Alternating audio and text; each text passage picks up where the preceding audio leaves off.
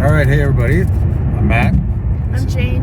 And we're driving to Dallas, Texas right now. We're actually going to check out a property in Texas that we're kind of interested in. And along the way, we're going to stop and have a little group meetup in Dallas, which we're looking forward to. See some friends in Austin as well. And in any case, we thought we'd take advantage of this really long time we have in the car. 12 hours. Yeah, to talk about these topics that are of interest to us, and I think to some of you, based upon comments that we've seen in the Telegram group, and just kind of share our perspective on them. Yeah, this is just like an extra to the talks with Doug, but Matthew and I do talk a lot about you guys, your questions, the discussions, and some of the questions that I feel like do not really get answered with the conversations with Doug, so we're just expanding upon them. Just him and I ask him some of the questions and his opinions about these topics. So a conversation that has come up in the group chats on Telegram, one of them is kids. Yeah, and this is a tough one for Doug, because Doug doesn't have any kids, and I think that he, whether for whatever reason he decided not to have kids, at this point it's important, like he's the decision's made and it's past that, so it's like something he doesn't really have much of a perspective on. And I definitely have a different perspective. I didn't imagine that I would want kids. In fact, I considered getting fixed myself before I was in my 20s, because I was like, I couldn't even imagine why I would want to have kids. But I am deeply grateful that I did hold off. I did hold off on having surgery, and I find that having kids is pretty much the most remarkable thing you could do. And I've described in the Telegram group in particular that it is one of the greatest demonstrations of courage that anyone can have today. We're all told for most of our lives basically that kids can ruin your life, and that and I think women particularly have a much harder time with all this, given the way it's framed for them and what women are supposed to do. And Jane can talk to that. And to expand upon getting fixed, I just met with a friend today, and we were talking about it. Like, honestly, for the longest amount of time, I couldn't imagine myself having kids because, my parents didn't seem like they wanted to have kids. They seemed like parenting was a horrible thing to do. Like, it seemed when I was very immature in my 20s that, like, having kids seemed almost like, why would you do that? Especially with, new fourth wave feminism and women in the workplace. And especially, we've talked about this on our RV trips, the way it's marketed to kids and women early on is like, well, why would you, if you're smart and you're capable, why would you not go work? You should go work, go do your own thing, like be independent, be super independent before thinking about having a family, which, great. I think that women are super capable and really great at many different things, but it just delays the natural processes, and it also puts them at risk later on. So a lot of women can, delay and then later on face, a lot of different difficulties getting pregnant when they're older. I mean, your chances of having a miscarriage rise almost double when you get to your 30s. And now with modern medicine, you can have babies with IVF, but we see these posts about women who, two things that we see is propaganda against having kids. You should be happy not having kids, and that kids are kind of like a burden. You can't travel if your kid's not vaccinated. These kind of things, like constant kind of articles that it seems just like a little strange.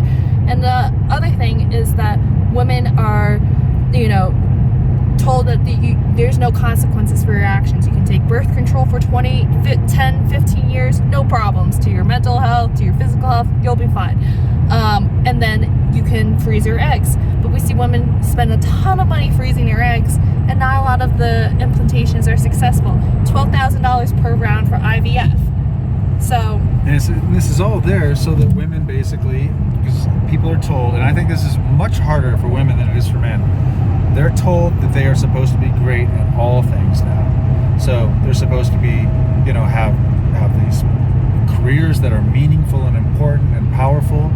They're supposed to be, great lovers spouse is supposed to be always with it and on time. I mean, even in like, you know, the standard sitcom structure today is that the man is kind of a retard, kind of a mess up in some ways, definitely slovenly and whatever. And then their wife is all put together and really beautiful and manages to keep their slovenly husband sort of just going on anyway. And I think, you know, that these kind of expectations on women are just so outrageous, and I think it sets them up for being unhappy in their life, and also I think it sets them up to deny the desire to have children. And I think when you're focused on doing so many different things in the world as a woman, because women are competitive, they are high achievers, they want to be good at certain things, you kind of think like, oh, like when the time comes for me to be a mom, oh, of course I'll be good at it. But you're not planning ahead for it. Like just like how women plan ahead for so many different things,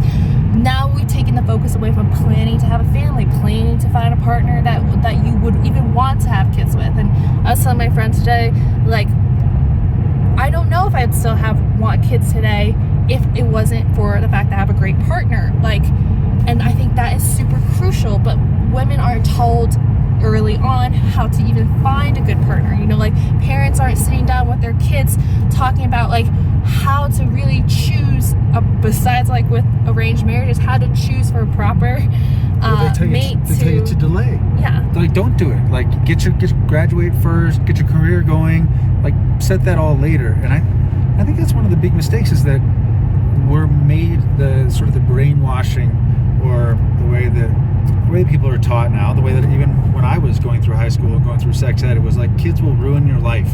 You do not want to get someone pregnant, no matter what. You don't want to, it'll ruin your life.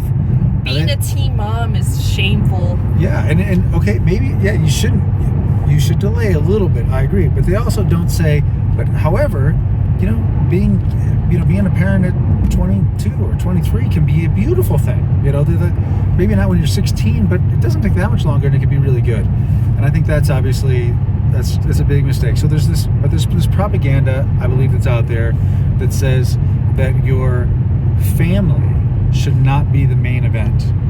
You know, that instead your career should be the main event.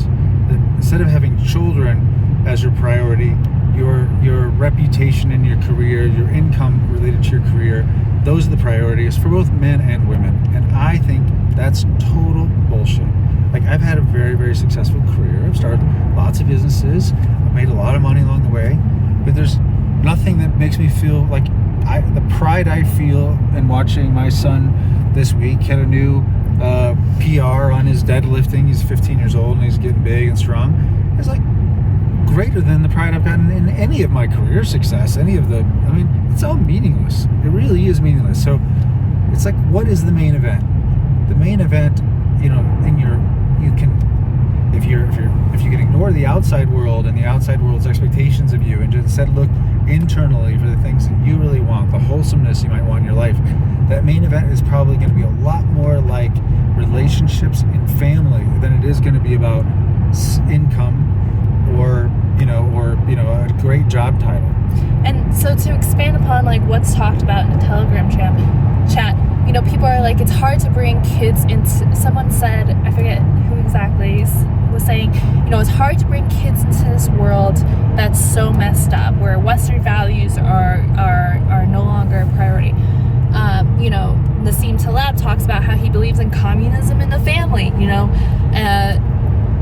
you can create your own ecosystem within your family, and a lot of people, especially during all this COVID stuff, you know, are alone. And so having kids can be courageous because you're not listening to the propaganda not to have kids, or that it's not reasonable, like it seems untimely, and there's too many risk factors, and you need to plan ahead, you need to make sure you have enough money before you can even have kids. This is a millennial idea that is so insane to me. This is something we talked about recently, and actually this came up, this is maybe what started off with some of our Telegram conversation, was that someone said, you know, millennials, like with all the debt we have and all, I guess mostly debt, you know, we delay having children because we can't afford them. And my reply to that was like, yeah, I mean, I'm well off now. I am. But I grew up it's hard for a lot of people I know today to even believe existed in America at any point in the last 50 years. But where food was seriously scarce, and there were oftentimes electricity. We didn't have electricity in our house, and Waiting economically. yeah, we were real economic difficulty. And my mom refused to take any welfare because she had too much pride. But like, she had 5 kids, 5. Like, we were desperately poor. Couldn't have electricity in our house. She had 5 kids. She always wanted to have kids. Actually, she tried for a while, couldn't have kids, so she adopted my older brother. You know, because she really wanted kids that bad. And then finally, you know, then she got pregnant, and you know, with me and others, and you know, more came along. But millennials are always told like you should be financially stable before you have kids, which is the smart thing to do. But the smart people should be actually having more kids. You know, you get tons of people who are not smart popping out babies. You know, those are not like, you need, if the money will eventually come, like if you especially are hardworking and smart, you can find a way. And then probably if you have kids, you have more reason to think about the long term and long-term finances rather than like, you know, how can I afford my next vacation?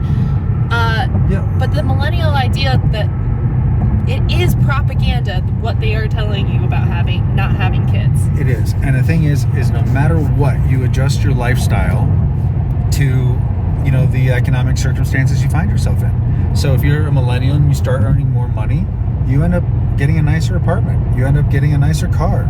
That's what you end up doing. You still have the debt.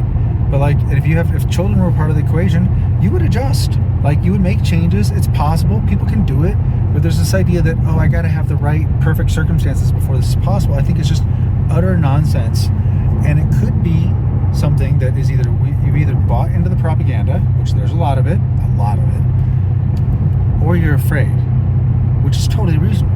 Because having kids is scary, because all of a sudden you actually have real fear when you have kids. Before you have kids, you might think you've been afraid, but as soon as you have kids, you have real fear. You worry about something will happen to them, that, you know, you worry about it. Any parent knows this. The last good night's sleep you ever have is the night before your first child is born. And I think that's true. And women change the way they think totally once they have children. And, you know, you could think even about the political repercussions that are going on. If more people had kids, would our policies be different? Would things be different? And like, you know, with these things about childcare and their work paying for them and things like that, you know, your employer will adjust based off of their employees and based off of the needs. Like, we have never seen things like that before. So, you know, we can come up with all these excuses, all these justifications, but having kids, like with all things, is a risk. But it could be a risk that totally pays off. Yeah, and I think so too. And I also think that one other thing, comment about just the kids, and then we should talk about partnerships and stuff like that a little bit, is that you know, it's so easy when the world seems so bad, to become very nihilistic about the future. But having children, just like having a great partner, changes the way you view the future. You become all of a sudden committed to making the future better. Whatever it takes, you'll shape the world around you to make it better. Kids make that possible. Kids are an antidote to nihilism, and it was something we all need. And especially in a world of comfort, like, people still had kids during wars, during the Cultural Revolution. Like, they still had children. The world will never be like the perfect place to have kids. Well, it's more perfect now than ever, actually, but we find the excuse not to have kids, and it's a mistake. I'm telling you, it's a mistake. So I thought I'd never have kids, I was wrong. Now I literally will have as many as I can possibly have. It's been the biggest mistake I've made in my life, is not having children up until this point. So like, especially like in times of comfort, it's harder to have these creative ideas and things like that. But kids require that need for a different kind of thinking.